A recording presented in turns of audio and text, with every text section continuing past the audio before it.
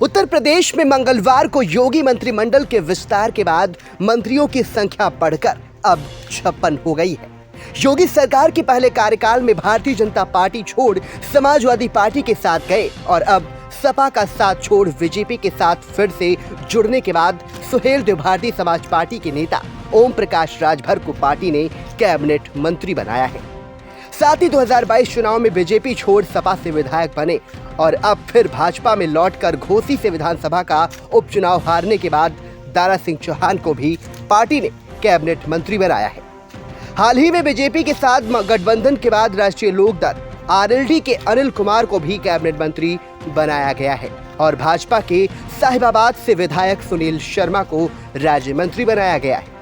ये सब लोकसभा के चुनाव की घोषणा से ठीक पहले उत्तर प्रदेश में हो रहा है, जहां पर बीजेपी 80 लोकसभा सीटों में से ज्यादा सीटें जीतने का लक्ष्य तय कर चुकी है।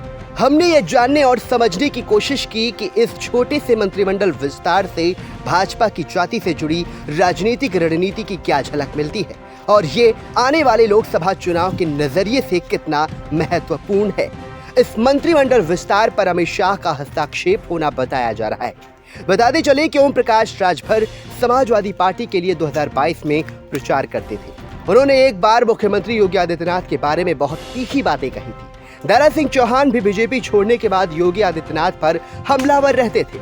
ओम प्रकाश राजभर ने तो यहाँ तक कह दिया था कि योगी को वापस मठ में चले जाना चाहिए, लेकिन मंगलवार को उन्होंने मुख्यमंत्री योगी आदित्यनाथ के सामने खड़े होकर मंत्री पद की शपथ ली। उत्तर प्रदेश के जाति से जुड़ी राजनीति और अन्य पहलुओं पर बीजेपी ये दिखाना चाहती है कि कोई उनसे नाराज नहीं है। 2014 और 2017 में अमित शाह खुद उत्तर प्रदेश की राजनीति में शामिल थे और उन्होंने जातियों के समीकरण को खुद साधने की कोशिश की थी। अमित शाह की इजाजत और उनके दखल के बगैर तो ये सब हो ही नहीं सकता। फिलहाल इन सभी के मंत्री बनने के बाद राजनीतिक चर्चाएं तरह तरह की होने लगी हैं। Bureau report, VTV news.